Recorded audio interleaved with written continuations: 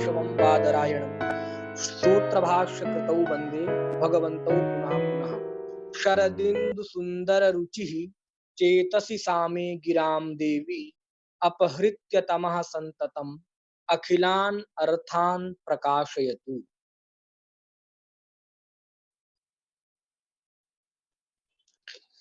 इस प्रकार से जो हम लोग कल चर्चा किए, वह कल की चर्चा हमारी एक जो काव्य लक्षण जो आचार्य मम्मट का था, उस मम्मट भट्ट के काव्य लक्षण में जो तीन विशेषण थे, अदोषौ सगुणौ और अनलंकृति पुनः क्वापि, इन तीन विशेषणों में से अदोषौ यह जो विशेषण दिया, यह लक्षण में देने की आवश्यकता नहीं थी, यह लक्षण में देना उचित नहीं था, ऐसा जो है आचार्य विश्वनाथ ने प्रतिपादन किया। और एक प्रबल युक्ति आचार्य विश्वनाथ ने प्रबल युक्तियों के द्वारा जो है इसका बकायदा जो है आचार्य मम्मट भट्ट का जो है खंडन करने का प्रयास किया, और युक्ति भी उनकी गलत नहीं थी, युक्ति उन्होंने बड़ी अच्छी दी। और वह एक प्रबल युक्ति है, बहुत उनको निर्बल भी नहीं मान सकते हैं, लेकिन फिर भी विद्वानों ने जो बाद में इनका भी वो किया, उसकी चर्चा हम लोग कर चुके हैं, कैसे किया फिर।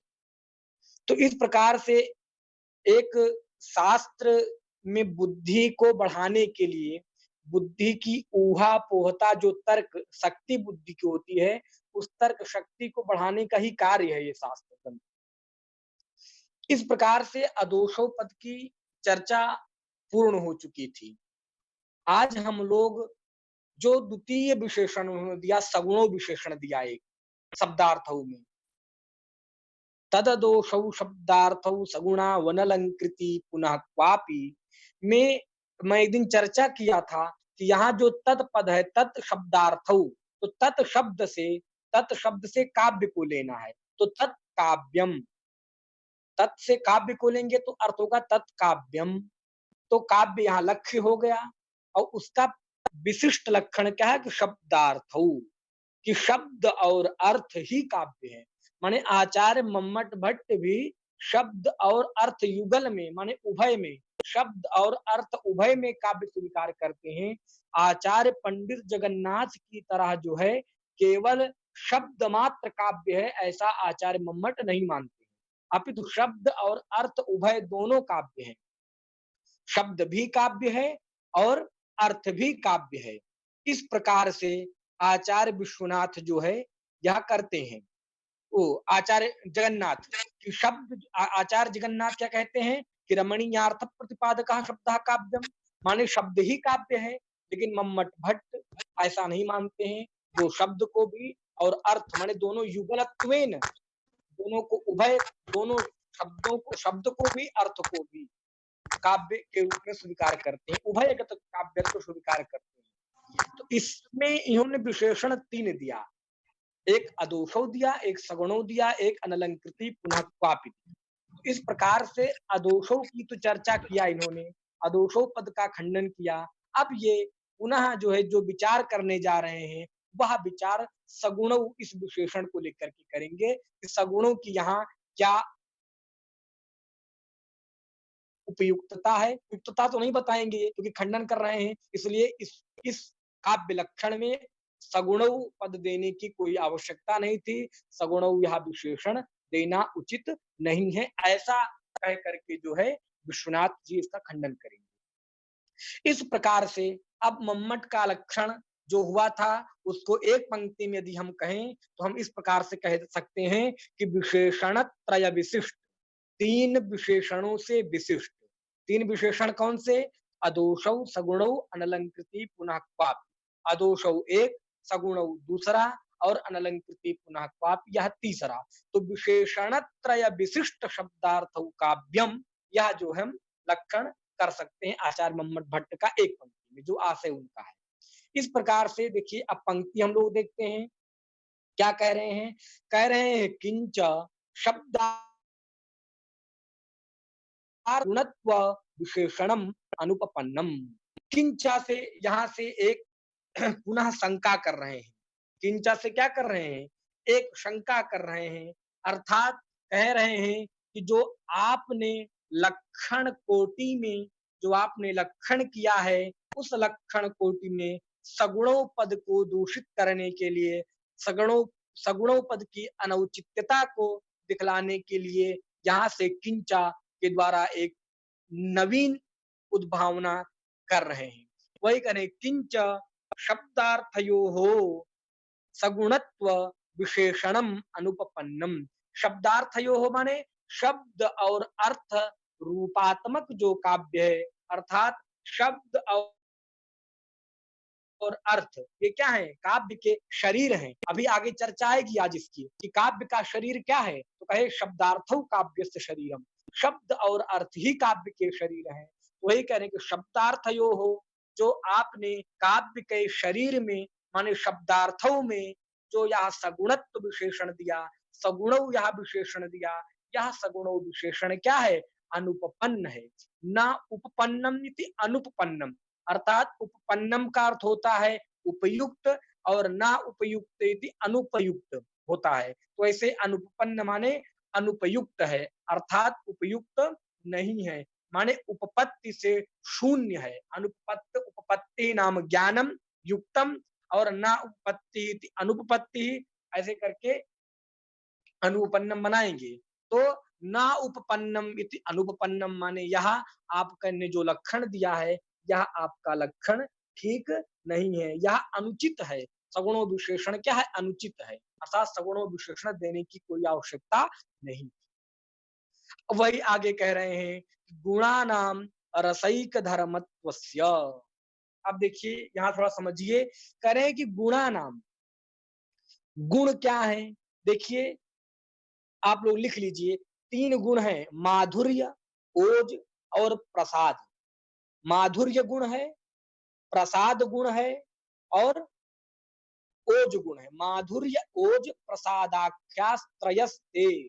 आचार्य मम्मट भट्ट अष्टम उल्लास में काव्य प्रकाश में कहते हैं कि माधुर्योज प्रसादाख्यास्त्रयस्ते न पुनर्दशा, अर्थात त्रयः गुणाः, गुण गुण जो है तीन है, माधुर्य गुण, ओज गुण और प्रसाद गुण।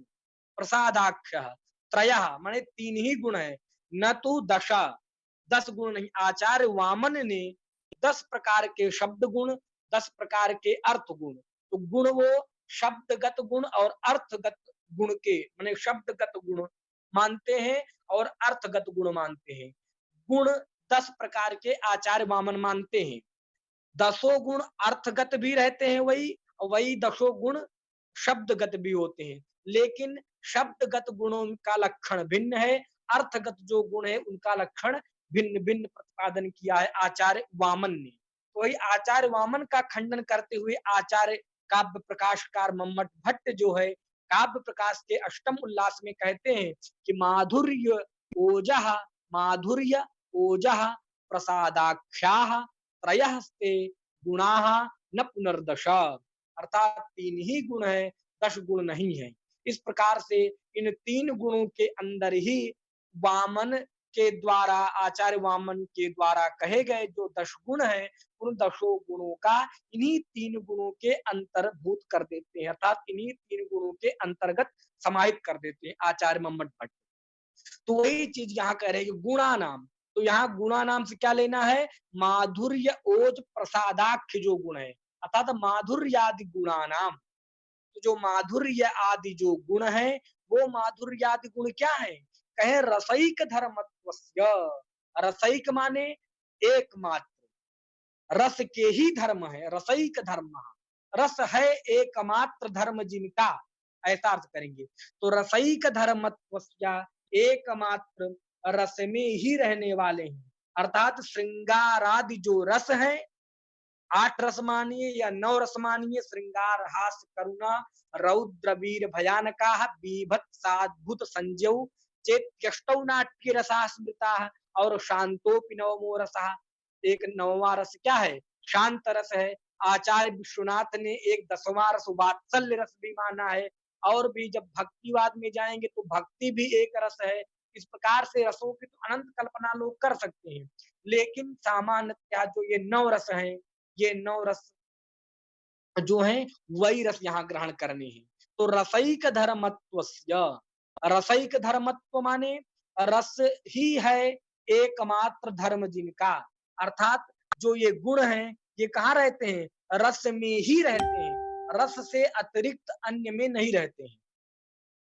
गुणानाम रसैक धर्म,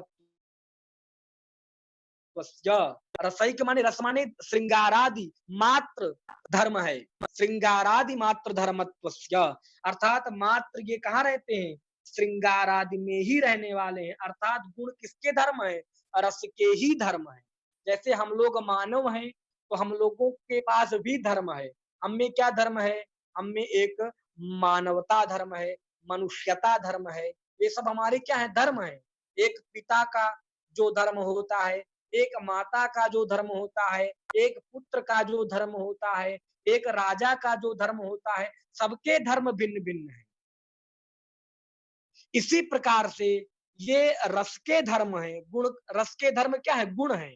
वही कह रहे हैं गुणानाम रसैक धर्मत्वस्य, गुण जो है ये क्या है? एकमात्र रस के ही धर्म हैं। एकमात्र एक जहाँ एक शब्द आया है, यह एक शब्द ही यह चीज को द्योतित कर रहा है, यह बतलाना चाह रहा है कि जो गुण हैं वो रस में ही रहते हैं, रस से अतिरिक्त अन्य कहीं पर गुण नहीं रहते।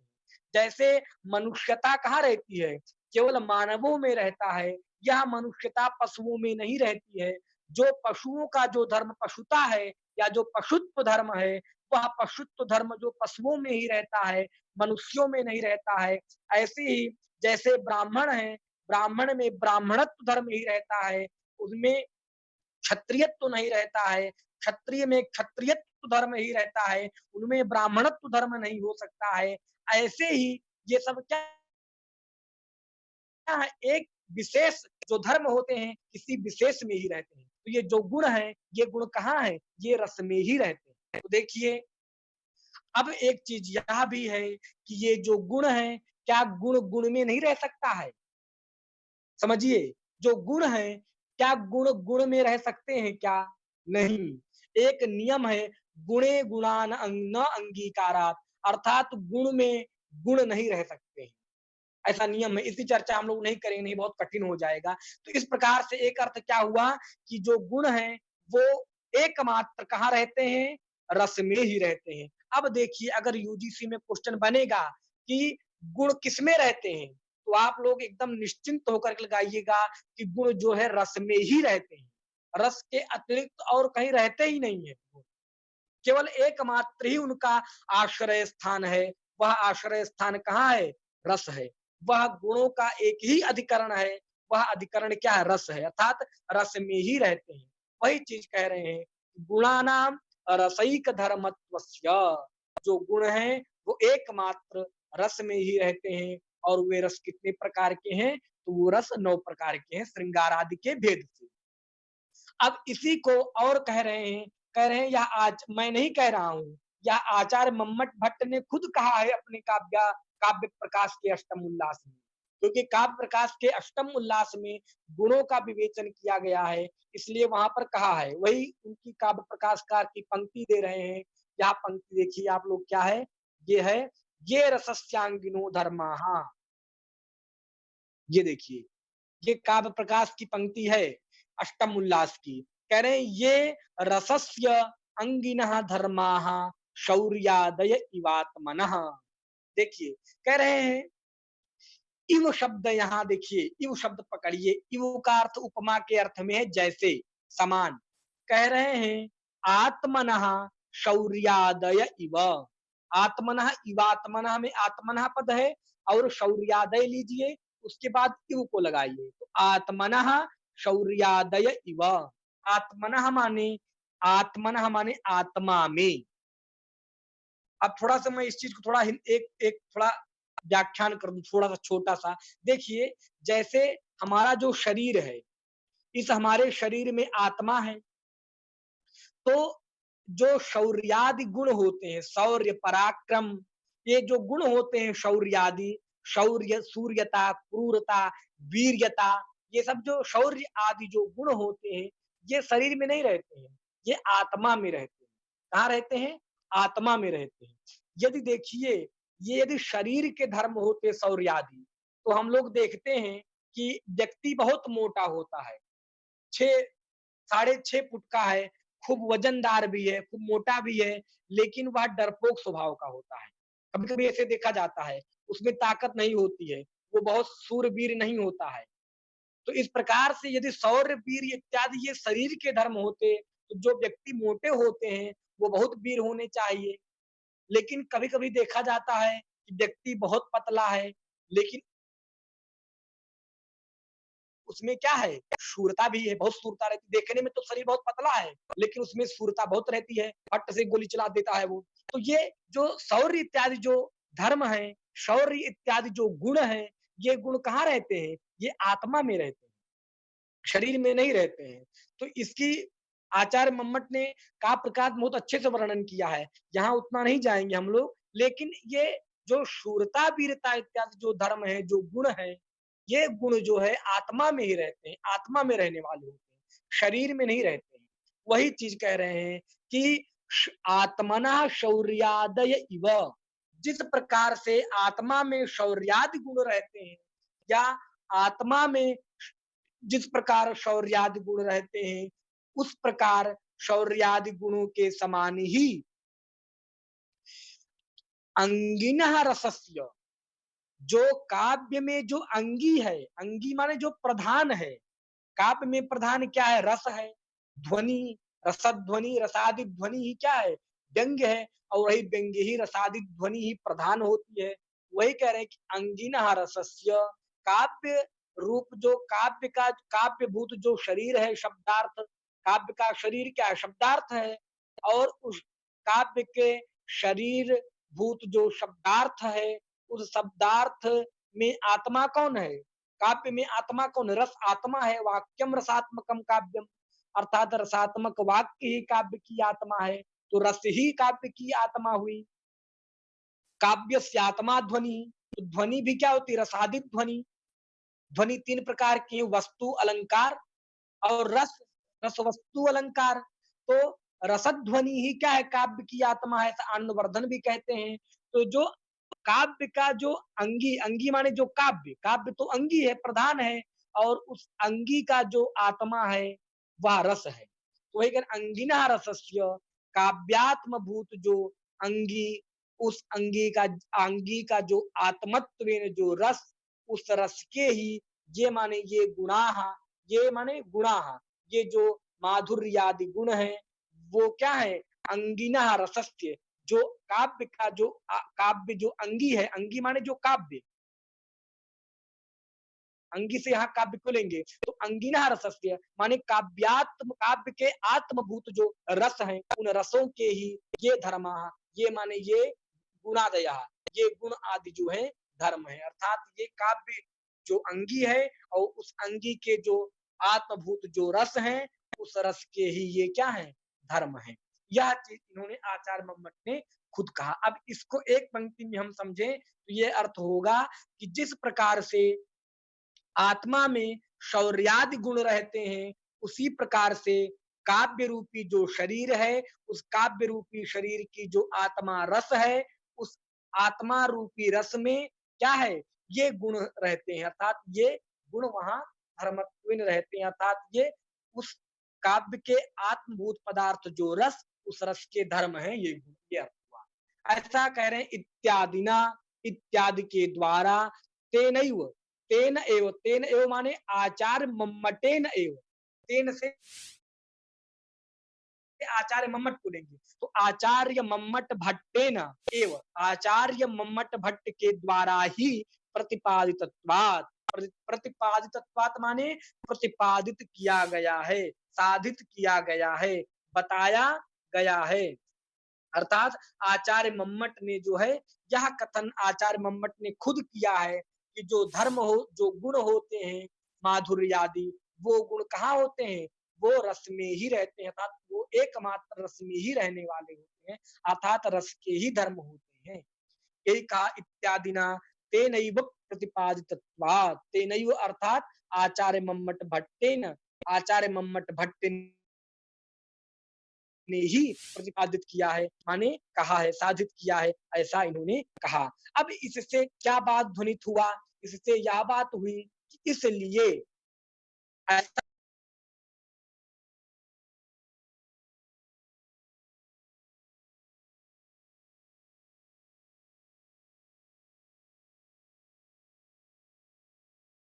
पदार्थ जो रस है, उस रस को ही कहना चाहिए था, यहाँ सगुणों कहने की जरूरत नहीं है।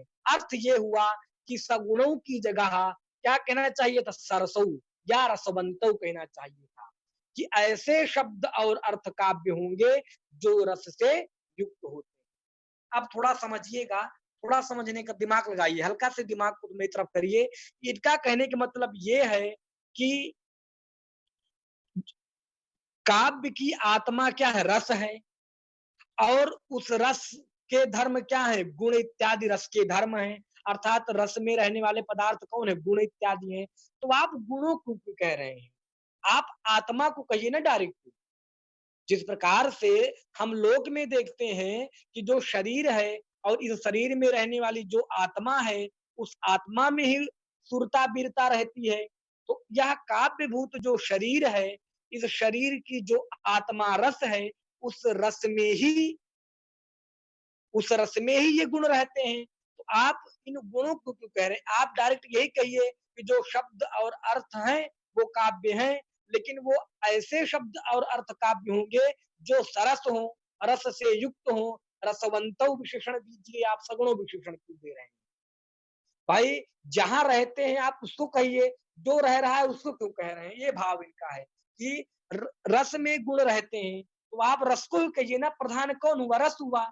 यदि रस ना हो तो गुण रह ही नहीं सकते हैं। तो आप रस को कहिए। आप जो उसमें रहने वाला धर्म है उसको क्यों कह रहे हैं काव्य में? इनका कहने का भाव यही है। वही चीज कह रहे हैं कि इत्यादिना तेनैव प्रतिपादितत्वात्, उन्होंने ही प्रतिपादन किया है। तो इसी इससे ये हुआ कि आप जो है, आप यहाँ रसवंतो विशेषण दीजिए, सगुणों विशेषण देने की कोई औचित्यता नहीं दिखाई पड़ती है। इसलिए जो आपने यहाँ सगुणों पद दिया लक्षण में, यहाँ सगुणों पद देने की आवश्यकता नहीं थी। अब पुनः पूर्व पक्षी के तरफ से एक जो है यहाँ सगुणों जो यहाँ पद दिया है विशेषण में, उसकी पुष्टि करने के लिए, उसका समर्थन करने के लिए एक युक्ति दे रहे हैं। वह युक्ति क्या दे रहे हैं? देखिए, कह रहे हैं कि रस अभिव्यंजकत्वेन उपचारत उपपद्यत इति चेत तथापि अयुक्तम।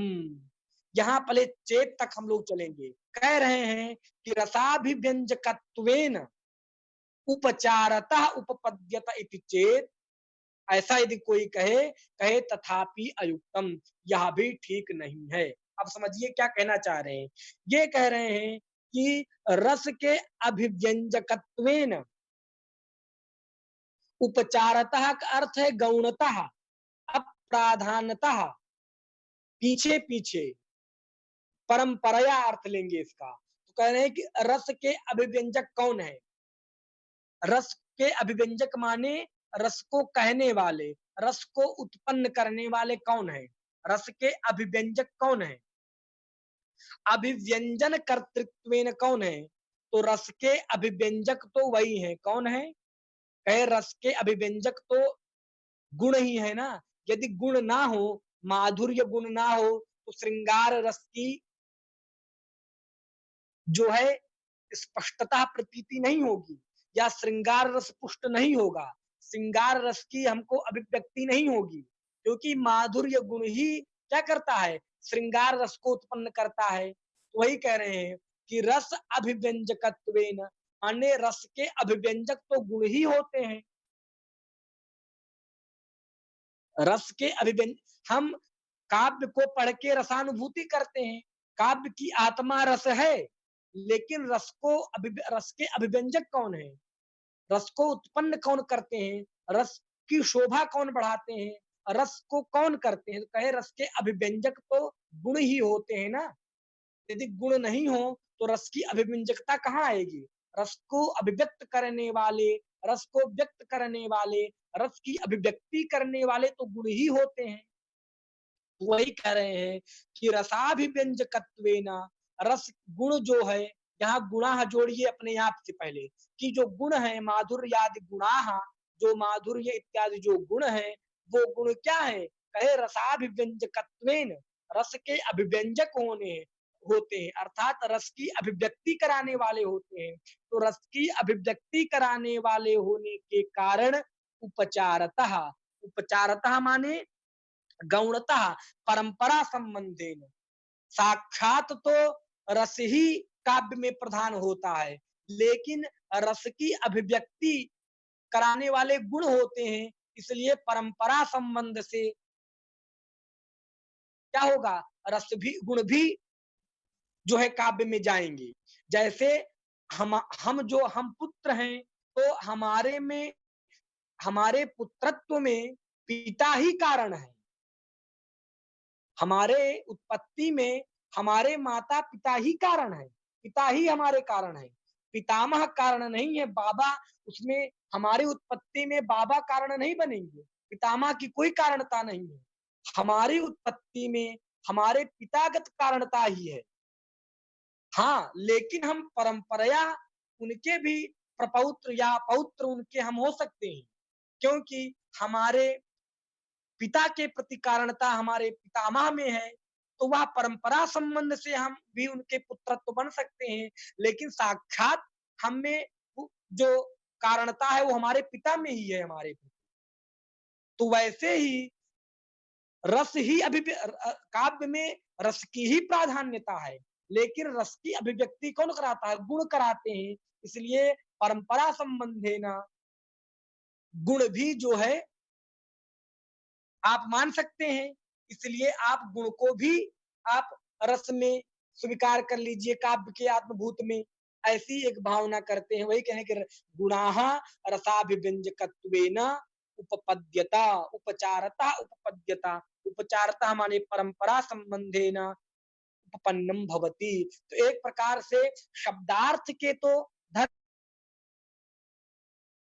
धर्म नहीं है, शब्द और अर्थ के धर्म नहीं है गुण। गुण किसके धर्म है? रस के धर्म है। लेकिन रस कहाँ रहता है? तो रस शब्द और अर्थ में रहता है। तो और गुण कहाँ रहता है? तो रस में रहता है। देखिए, समझिए, 3 स्टेप बनाइए। आप सबसे पहले शब्दार्थ को रखिए, शब्द और अर्थ को रखिए। उसके नीचे आप रखिए किसको?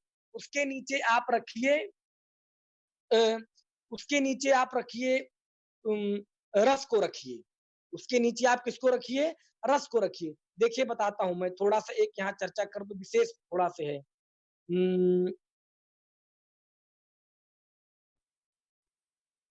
एक श्रेणी में देखिए रखिए तो ये बात समझ में आ जाएगी। आप सबसे पहले ऊपर रखिए किसको? शब्दार्थ को। देखिए, मैं यहाँ केवल शब्द लिख रहा हूँ, शब्द और अर्थ लिख दिया। आप बस इससे समझ जाइए। शब्द और अर्थ को रखिए। दूसरी श्रेणी में आप रस को रखिए और तीसरी श्रेणी में आप किसको रखिए? गुण को रखिए। देखिए, ये 3 चीज़ रखिए। अब देखिए, शब्द और अर्थ काव्य के शरीर हैं, और इस शब्द अर्थ में कौन रहता है? रस रहते हैं।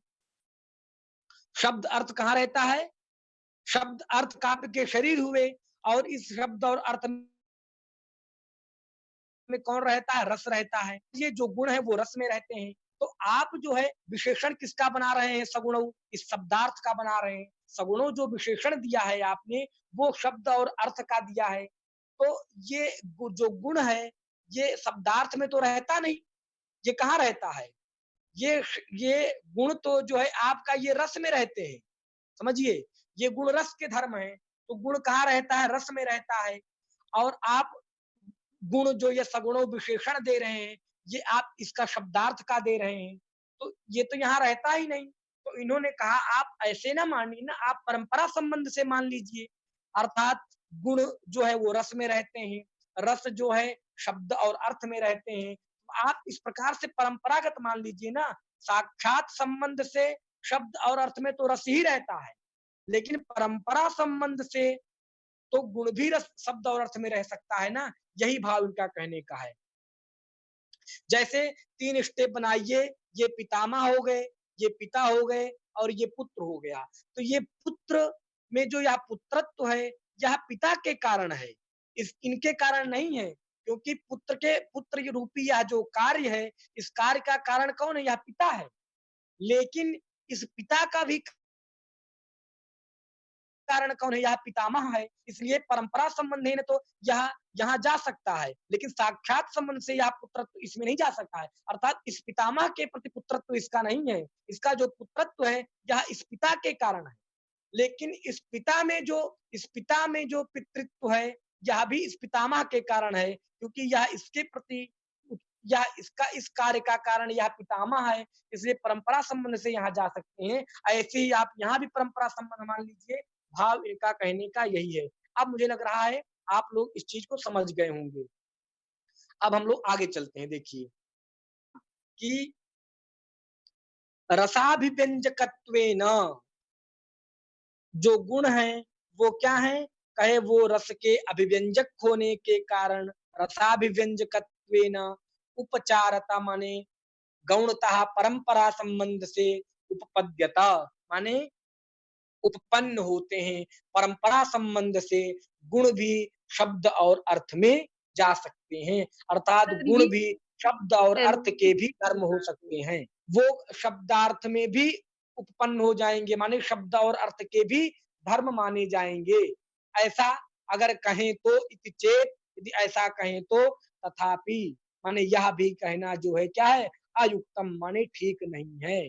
जैसे आचार्य मम्मट ने स्वयं कहा है, ये सस्यांगिनो धर्मा शौर्यादय इवात्मना में, कि जो गुण होते हैं वो अंगी जो काव्य है, उस काव्य में रहने वाला जो रस है, उस रस के ही धर्म होते हैं। तो जो गुण है माधुर्य आदि, ये किसके धर्म है? रस के धर्म है। और रस कहाँ रहता है? शब्द और अर्थ में रहता है। रस रस कहाँ रहेगा? रस तो शब्दार्थ में ही रहता है। तो कह रहे हैं शब्दार्थ में रहने वाला धर्म क्या है? रस है।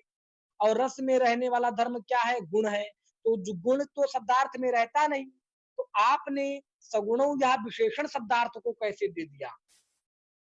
भाई आपको सरसों कहना चाहिए था। तो रस तो शब्द और अर्थ में रहते हैं, तो सरसों विशेषण देते तब तो ठीक था। आपको सगुणों विशेषण नहीं देना चाहिए। तो पूर्व पक्षी आचार्य मम्मट के अनुयायी यह कहते हैं कि जैसे देखिए, आप साक्षात रूप से गुण जो है शब्द अर्थ में तो नहीं रहते हैं, लेकिन साक्षात रूप से गुण जो है रस में रहते हैं, लेकिन रस जो है वह शब्द अर्थ में रहता है। इसलिए गुण को आप परंपरा संबंध से आप शब्द अर्थ का भी धर्म मान सकते हैं। जैसे मैंने उदाहरण दिया लोक का कि जो पुत्र है, पुत्र में पिता तो साक्षात रूप से उसका पिता ही है जो उत्पन्न किया है, लेकिन पितामह में भी उसका पुत्रत्व व्यवहार हो जाता है, वह परंपरा संबंध से हो जाता है। माने परंपरा संबंध कैसे? माने हम हम हमारे पुत्र के प्रति कारण कौन है? पिता है, और उन पिता के प्रति भी कारण कौन है? पितामह है। इसलिए एक जो परंपरा पीढ़ीगत पीढ़ी चली आती है, उस परंपरा को मान लें तो हम अपने पितामह के प्रति भी पुत्र हो जाएँगे। लेकिन साक्षात रूप से जो हम पुत्र हैं, वो तो अपने पिता के कारण ही हैं हम। तो ऐसे ही गुण भी है, गुण जो हैं वो साक्षात रूप से तो रस के ही धर्म हैं, लेकिन जो रस है वह शब्द अर्थ में रहता है, इसलिए यह परंपरा संबंध से जो है शब्दार्थ का भी मान सकते हैं, अर्थात शब्द और अर्थ का भी धर्म हो सकता है। यदि ऐसा पूर्व पक्षी शंका करें तो कहे तथापि अयुक्तम, यह भी ठीक नहीं है, ऐसी शंका नहीं करना चाहिए। इतना ही इन्होंने कहा। इसके आगे फिर एक नवीन चर्चा और कर रहे हैं तथा ही से। तथा ही से ही ये प्रकरण उसी के चल रहा है सगुणों का ही। अब तथा ही का यहाँ से ये फिर कर रहे हैं। तो इससे क्या बात ध्वनित हुई? इससे बात यही ध्वनित हुई कि जो है इस प्रकार से इनको जो है, जो सगुणों विशेषण दिए, यह सगुणों विशेषण ना दे करके सगुणों की जगह क्या कहना चाहिए था? रसवंतौ कहना चाहिए था। रसवंतौ इत्यादि विशेषण देना चाहिए, यही बात आगे आएगी। अब आगे हम लोग पढ़ते हैं, देखिए कहे तथा ही से माने उपचारतोपि, आप परंपरा संबंध से, गौण संबंध से, अप्रधान संबंध से यदि आप उस रस को, गुण को शब्द और अर्थ का धर्म मान लेंगे तो वह भी ठीक नहीं है, वह भी अनुपपन्न हो गया। इस प्रकार से क्या हुआ कि तयोः काव्य स्वरूपत्वेन अभिमतयोः शब्दार्थयोः रसः अस्ति न वा। अब यहाँ से एक नवीन चर्चा कर रहे हैं, कह रहे हैं कि जो है तयोः, तयोः कयोः, तयोः से किसको लेना है? तो कहे तयोः माने जो शब्द और अर्थ है। तयोः माने शब्द और अर्थ जो है। तो तयोः काव्य स्वरूपत्वेन, काव्य का जो स्वरूप है, काव्य स्वरूप माने लक्षण, काव्य काव्य लक्षणत्वेन, काव्य के लक्षण में जो तदोषौ शब्दार्थौ सगुणावण अलंकृति पुनः काव्य, जो यह काव्य का लक्षण है, इस काव्य के लक्षणत्वेन, काव्य के लक्षण में जो अभिमतयोः, अभिमतयोः शब्दार्थयोः, अभिमतयोः शब्दार्थयोः, जो अभिमत है, अभिमतयोः माने सम्मतयोः, जो सम्मत है, ऐसे तयोः माने उन दोनों में, अर्थात वाच्यवाचकयोः, तयोः माने शब्दार्थयोः, शब्द और अर्थ में, काव्य स्वरूपत्वेन अभिमतयोः, तयोः शब्दार्थयोः, उन शब्द और अर्थ में काव्य के स्वरूपत्वेन जो अभिमत है, अभिमत माने सम्मत है, काव्य के लक्षण में सम्मत क्या है? शब्दार्थौ काव्यम, शब्द और अर्थ की सहमति तो सब लोग मानते हैं, भामह भी मानते हैं कि शब्दार्थौ सहितौ काव्यम, आचार्य विश्वनाथ भी मानते हैं कि शब्द और अर्थ ही काव्य होते हैं। तो वही कह रहे हैं कि काव्य स्वरूपत्वेन अभिमतयो, काव्य स्वरूपत्वेन, काव्य के लक्षण में जो अभिमत है, अर्थात जहां सभी आचार्यों की सम्मति है, ऐसे तयोः शब्दार्थयोः, उन शब्द और अर्थ में रसः अस्ति न वा, रस है। एक एक शंका, एक पक्ष, एक बात कहे रसः अस्ति, रस है कि नहीं, रसः अस्ति रस है, न वा अथवा रस नहीं है। यह मतलब कि आचार्य विश्वनाथ जो है, आचार्य मम्मट भट्ट से पूछ रहे हैं एक प्रकार से कि काव्य के स्वरूपत्वेन, काव्य के लक्षणत्वेन जो अभिमत है, अभिमत है माने जहां सभी आचार्यों की मति है, जो सभी आचार्य स्वीकार करते हैं, अर्थात कोई भी ऐसा आचार्य नहीं है काव्य की, काव्य में जो शब्दार्थों का खंडन करता हो कि शब्दार्थ काव्य नहीं, माने शब्द और अर्थ में तो सभी आचार्य की सम्मति है, सभी आचार्य जो है, और विश्वनाथ को भी इसमें सम्मति है कि शब्द और अर्थ काव्य है। आचार्य जगन्नाथ लोग को छोड़ दीजिए, क्योंकि कुछ आचार्य ऐसे भी हैं जिन जो काव्य केवल शब्द काव्यम, शब्दों को ही काव्य मानते हैं, तो उन आचार्यों को छोड़ दीजिए, तो से सभी भामह इत्यादि जो आचार्य हैं, वामन इत्यादि जो आचार्य हैं, ये सारे आचार्य जो है काव्य क्या मानते हैं? शब्द और अर्थ को काव्य मानते हैं। वही कह रहे हैं कि काव्य स्वरूपत्वेन अभिमतयोः, माने काव्य के लक्षण में अभिमत माने सम्मति, जो तयोः माने शब्दार्थयोः, उन शब्द और अर्थ में, अर्थात वाचक और वाच्य में। शब्द क्या है? वाचक है, अर्थ क्या होता है? वाच्य होता है। तो इसी को शब्दार्थ कहिए अथवा वाचक और वाच्य, वाच्य चाहिए, वाचक अथवा वाच्य, वाचक वाच्य भाव कहिए या शब्दार्थ कहिए। शब्द क्या होता है? वाचक होता है, अर्थ क्या होता है? उसके द्वारा वाच्य होता है।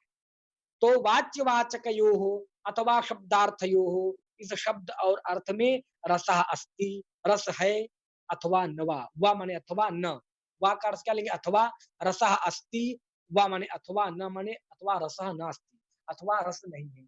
ये एक चीज पूछ रहे हैं कि आप बताइए कि जो शब्द और अर्थ हैं, उन शब्द और अर्थ में रस है कि नहीं है, आप ये बताइए। तो इन्होंने सबसे पहले क्या किया? द्वितीय अर्थात रस नास्ति, रस नहीं है। यदि आप ऐसा कहते हैं कि रसः नास्ति, अथवा आप अथवा ये कहेंगे रस है, या तो यही कहेंगे रस नहीं है, तो पहले द्वितीय दल को उठाते हैं कि नास्ति। अगर आप ऐसा कहते हैं कि रसः नास्ति, वही कह रहे हैं, नास्ति चेत यदि आप ऐसा कहते हैं कि शब्द और अर्थ में रस नहीं है, नास्ति चेत रसः शब्दार्थयोः, अर्थात शब्द और अर्थ में रसः नास्ति चेत रस नहीं है, यदि आप ऐसा कहते हैं, तब तो गुणवत्वम अपि नास्ति, तब तो गुणवत्वम भी, अर्थात रस में गुणवत्ता भी नहीं रहेगी, वो शब्द में क्या रहेगी, गुणवत्ता भी नहीं रहेगी। अगर आप ये कह देंगे कि शब्द और अर्थ में रस नहीं है, जब शब्द और अर्थ में रस नहीं है, अगर आप ये कह देंगे, तो आप जो भी परंपरा संबंध से गुणों को रस शब्द और अर्थ का धर्म मान रहे थे, तो ये गुण जो है कहाँ शब्द और अर्थ में भी नहीं रहेंगे। क्योंकि जब रस ये रस के धर्म है और रस ही नहीं रहेगा शब्द और अर्थ में, तो गुण कहाँ से रहेंगे? वही चीज़ कह रहे हैं कि नास्ति चेत रसः, शब्द और अर्थ में रस नहीं है, यदि आप ऐसा कहते हैं तो गुणवत्वम अपि नास्ति, तब उस शब्द और अर्थ में गुण गुण जो है, माधुर्य आदि जो गुण है, वह गुण भी नहीं रहेगा। क्योंकि गुण कहाँ रहता है, रस में रहता है, और रस कहाँ रहते हैं, शब्द और अर्थ में रहते हैं। तो इस प्रकार परंपरा संबंध से तो गुण जो है रस के धर्म होंगे, लेकिन जब आप ये कह देंगे कि शब्द और अर्थ में रस ही नहीं है, जब शब्द और अर्थ में रस ही नहीं है, तो वहाँ गुण भी नहीं रहेंगे। एक खंडन इन्होंने इस प्रकार से कर दिया। अब दूसरा, अभी आगे कहेंगे, वही कह रहे हैं कि गुणानाम तद अन्वय व्यतिरेक अनुविधायित्वात्, कि जो गुण है, वो गुण क्या है? वो अन्वय और व्यतिरेक के विधान से रहते हैं। किससे? अन्वय और व्यतिरेक के अनुसार से रहते हैं, अर्थात उनमें अन्वय और व्यतिरेक व्याप्ति रहती है। समझिए, जो गुण होते हैं वो रस में किस प्रकार से रहते हैं, अन्वय व्यतिरेकी भाव से रहते हैं, अर्थात उनमें जो है एक व्याप्ति है। वह व्याप्ति कैसे है, देखिए, ये अन्वय और व्यतिरेक क्या है? अन्वय व्यतिरेक होता है, आप लोग ने तर्क संग्रह में पढ़ा होगा कि जो अनुमान प्रकरण में पढ़ते हैं, अनुमान प्रकरण में आया है कि जो लिंग होता है, लिंग माने साधन, जो हेतु होता है, जैसे पर्वत में आग है, इसको सिद्ध करने के लिए साधन क्या देते हैं, हेतु क्या देते हैं कि धूम, पर्वत में धूम है, इसलिए पर्वत वह्नि से युक्त है, तो धूम हेतु देते हैं। तो यह जो धूम हेतु है, यह अन्वय और व्यतिरेक व्याप्ति से युक्त होता है। अब व्याप्ति क्या होती है, साहचर्य नियमों व्याप्ति होती है। वैसे कह रहे हैं कि गुण भी जो क्या है, वो अन्वय और व्यतिरेक व्याप्ति से रहते हैं, अर्थात अन्वय व्यतिरेक व्याप्ति इनमें क्या है, अनुविधायित्व है, माने अनुसारित्व है, अन्वय और व्यतिरेक व्याप्ति का इनमें भाव है। तो अन्वय और व्यतिरेक क्या है, ये न्याय शास्त्र का एक यहाँ चर्चा है, न्याय शास्त्र में इसकी चर्चा की गई है। अन्वय व्यतिरेक का सामान्य अगर आप लोग को पता हो तो आगे चलें, लेकिन सामान्य रूप से अन्वय क्या होता है, तो कहे तत्सत्त्वे तत्सत्वम, माने एक के रहने पर दूसरे का रहना, यही क्या है, अन्वय व्याप्ति है। और एक के ना रहने पर दूसरे का ना रहना, यही व्यतिरेक व्याप्ति है। तो इसको यह न्याय की भाषा में कहे तो कहेंगे तत्सत्त्वे तत्सत्वम, माने इसके रहने पर इसकी स्थिति रहेगी, तद अभावे तद अभावः, माने तद असत्वे तद असत्वम, इसके ना रहने पर ये नहीं रहेगा। जैसे देखिए, धूम में देखिए तो धूम सत्वे वह्नि सत्वम, माने यत्र यत्र धूमः तत्र तत्र वह्नि, जहां जहां धूम होगा वहां वहां वह्नि होगी। तो वही अन्वय क्या हुआ कि तत्सत्वे माने धूम सत्वे, धूम होने पर वह्नि सत्वम माने वह्नि होगा। ऐसी जब व्यतिरेक व्याप्ति बनाएंगे तो क्या बनेगा कि वह्नि अभावे, माने वह्नि के अभाव में, आग के अभाव में धूम का अभाव रहेगा। वन्याभावे धूमाभावः, यही व्यतिरेक व्याप्ति है। तो यहाँ गुण का भी ऐसी ही अन्वय और व्यतिरेक व्याप्ति है। तो यह अन्वय और व्यतिरेक व्याप्ति कैसे बनेगी? ऐसे बनेगी कि अब आप अन्वय व्याप्ति कि इसको ऐसे बनाइए कि यत्र यत्र रसत्वम तत्र तत्र गुणत्वम। जहां जहां रस रहेगा वहां वहां गुण रहेगा।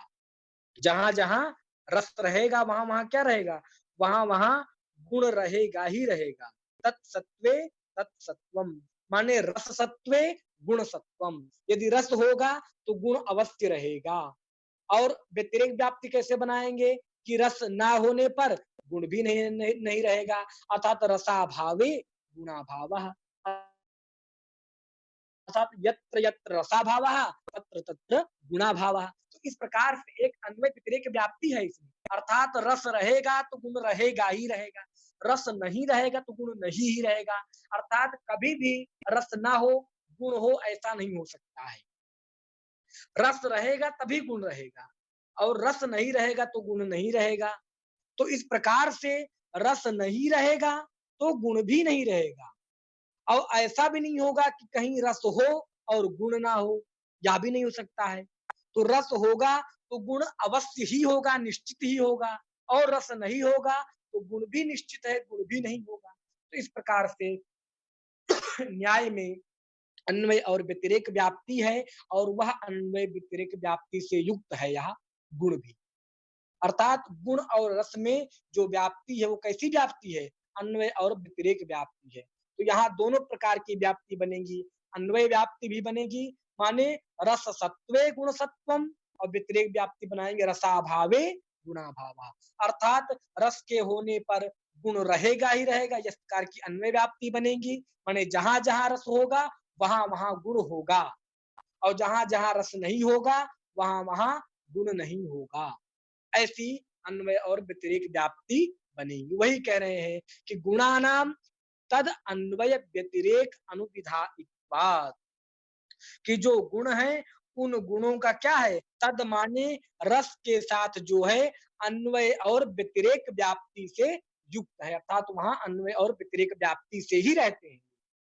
बोले ये एक पक्ष हो गए। अब दूसरा कह रहे हैं कि अस्ति चेत, शंका किया था कि शब्द और अर्थ में रस है कि नहीं, तो इन्होंने कहा नास्ति चेत, अर्थात कहते हैं कि नहीं शब्द और अर्थ में रस नहीं रहता है। तो कहे यदि शब्द और अर्थ में रस नहीं रहेगा तो गुण भी नहीं रहेगा। कहे क्यों नहीं रहेगा, रस भले ना रहे लेकिन गुण तो रहेगा। कहे ऐसा इसलिए नहीं कह सकते क्योंकि यह नियम देखा जाता है, यहाँ व्याप्ति है यहाँ पर अन्वय और व्यतिरेक, कि जहां जहां रस होता है वहीं वहीं गुण होता है, जहां जहां रस नहीं होता है वहां वहां गुण नहीं होता है। ऐसी व्याप्ति है, अन्वय और व्यतिरेक व्याप्ति है। इसलिए अगर आप कहेंगे कि शब्द और अर्थ में रस नहीं है तो यह निश्चित हम मान लेंगे कि जहां जहां रस नहीं होता है वहां वहां गुण भी नहीं होता है। इसलिए यदि आप ये कहेंगे कि शब्द और अर्थ में रस नहीं होता है तब यह निश्चित हो जाएगा कि वहां गुण भी नहीं होता है। अब दूसरा दल, जो पहला दल था कि रसा अस्ति, अगर आप कहते हैं अस्ति चेत, अर्थात शब्दार्थयो हो, शब्द और अर्थ में रस है, यदि आप ऐसा कहते हैं तब क्या होगा, कहे अस्ति चेत कथम नोक्तम रसवंतौ इति विशेषणम। ये आचार्य साहित्य दर्पणकार विश्वनाथ कह रहे हैं कि अस्ति चेत, यदि आप ये कहते हैं कि नहीं शब्दार्थ में रस है, शब्दार्थयो हो रसम अस्ति, माने शब्द और अर्थ में रस है, तब कथम नोक्तम, तो आपने कहा क्यों नहीं, आपने फिर सगुणों क्यों कहा। आपको कहना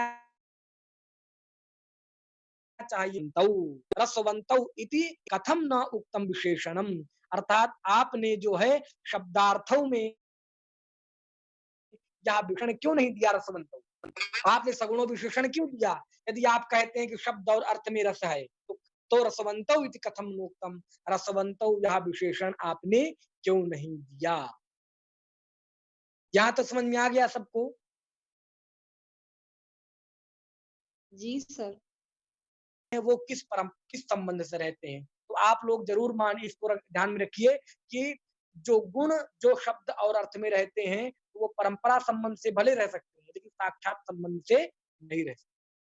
एक क्वेश्चन ये बनेगा, और यहाँ से क्वेश्चन ऐसे बन सकता है कि गुणों का रसों के साथ किस कैसे भाव से रहते हैं, किस संबंध से, अन्वय व्यतिरेकी संबंध है। माने जहां रस होंगे वहां गुण होगा, जहां रस का अभाव होगा वहां गुण का भी अभाव होगा, ऐसी व्यतिरेक व्याप्ति बन सकती है। इस प्रकार से यहाँ बन सकते हैं। और एक जो ऊपर से बन सकता है कि जो रस गुण जो है किसके धर्म है, तो रस जो है गुण जो है वो एकमात्र किसके हैं? एकमात्र रस के ही धर्म हैं। किसके हैं? रस के। गुण जो है एकमात्र रस में ही रहते हैं। एक कभी क्वेश्चन यहाँ से भी बन सकता है। तो इतनी चीज़ें आप इसको अपने बुक में थोड़ा ध्यान रखिएगा। बस इतना हो गया। इस प्रकार से आज का सामान्य इतना ही हो गया। अब इसके आगे जो चर्चा किए हैं, उसकी चर्चा ये यहाँ से कर रहे हैं कि गुणवत्तु अन्यथा अनुपपत्त्या एतल्लभ्यत इति चेत् तर्हि सरसौ इत्येव वक्तुं युक्तम्। यहाँ से एक ये और विशेषण देंगे कि आज पूर्व पक्षी ऐसा कहेंगे